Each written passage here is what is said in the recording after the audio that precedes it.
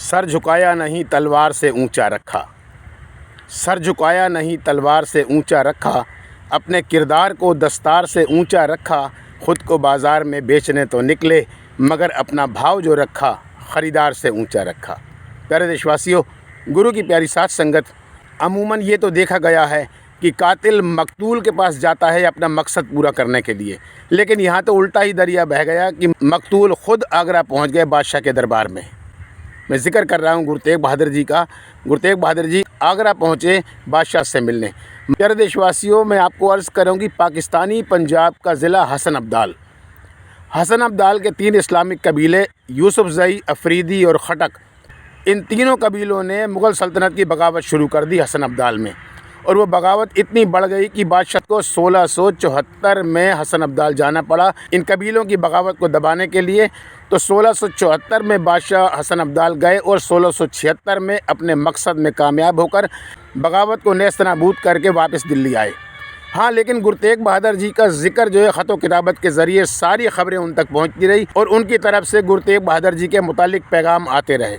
आगरा में गुरु तेग बहादुर जी को बहुत ही प्यार से रखा गया, लेकिन जब बादशाह का हुक्म आया, हुक्म फ़ारसी में था। मैं अर्ज़ करूं प्यारे देशवासियों कि बादशाह औरंगज़ेब की किताब मासरे आलमगीरी, जो कि सारी फ़ारसी में लिखी है, उसमें कुछ आलिम फाजिल शख्सियात ने ये बंद ढूंढे हैं गुरु तेग बहादुर जी के मुतालिक। उनका पहला हुक्म आया कि तेग बहादुर रा गिरफ़्तार मुक़य्यद महबूज दुरंद, कि तेग बहादुर जी को सख्ती के साथ मुक़य्यद करके गिरफ़्तार करके अपने पास रखा जाए। साम दाम दंड भेद हर तरीके से उनको डराया जाए, धमकाया जाए, लालच दी जाए, किसी भी तरीके से उनको हमारी बात मानने पर मजबूर किया जाए। इस मकसद में हुक्मरान कामयाब न हुए तो उन्होंने बादशाह आलमगीर को दूसरा ख़त लिखा। उस ख़त के जवाब में आया कि हस्बुल हुक्म आलमगीर बादशाह दर शाहजहानाबाद कुश्ता शुद, कि गुरु तेग बहादुर जी व उनके साथियों को शाहजहानाबाद में कत्ल कर दिया जाए। प्यारे देशवासियों, शाहजहानाबाद दिल्ली का एक नाम है। जब बादशाह औरंगज़ेब के वालिद हुजूर शाहजहां 1627 से 1658 तक जिन्होंने मुगलिया सल्तनत की बागडोर संभाली, तो उन्होंने दिल्ली में लाल किला और जामा मस्जिद जैसे खूबसूरत इमारतें तामीर करवाईं। तो कुछ टाइम के लिए दिल्ली का नाम शाहजहानाबाद रख दिया गया था। इसी शाहजहानाबाद, इसी दिल्ली का जिक्र औरंगज़ेब बादशाह ने अपने इस हुक्म में किया है कि हस्बुल हुक्म आलमगीर बादशाह दर शाहजहानाबाद कुश्ता शुद, इस दिल्ली में शाहजहानाबाद में गुरु तेग बहादुर जी को कत्ल कर दिया जाए। अब कत्ल कैसे करना है, ये हुक्म और आया। वो ये कि हुक्म दीगर दर बराहे तेग बहादुर रसीद, हर दर पर, हर गली, हर मोहल्ले में ये मुनादी की जाए, ये घोषणा की जाए, ये ढोल नवासी की जाए, गुरु तेग बहादुर साहब का कत्ल होना है दिल्ली किला दरबार के सामने। ये उरा कुश्ता व जिस दसरा चंद हिस्सा नमूदा अतराफ़ शहर बेवाज़े बंद हस्ब उल हुक्म बावकूफ़ पेवस्त।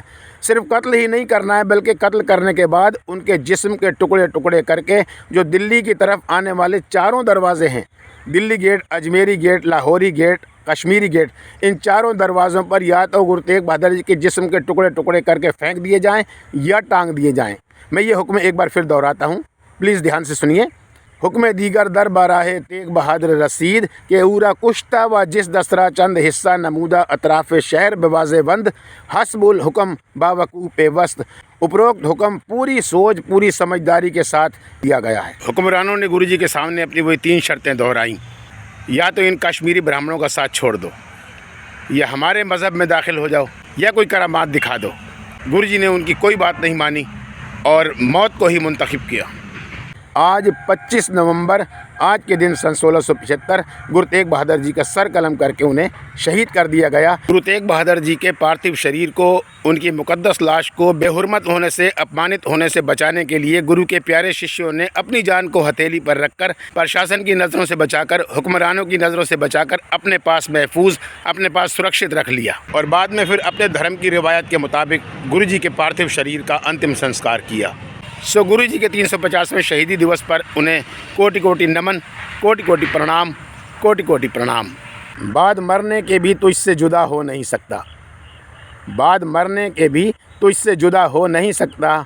ऐ वतन अब इससे ज़्यादा और मैं तेरा हो नहीं सकता, ऐ वतन अब इससे ज़्यादा और मैं तेरा हो नहीं सकता।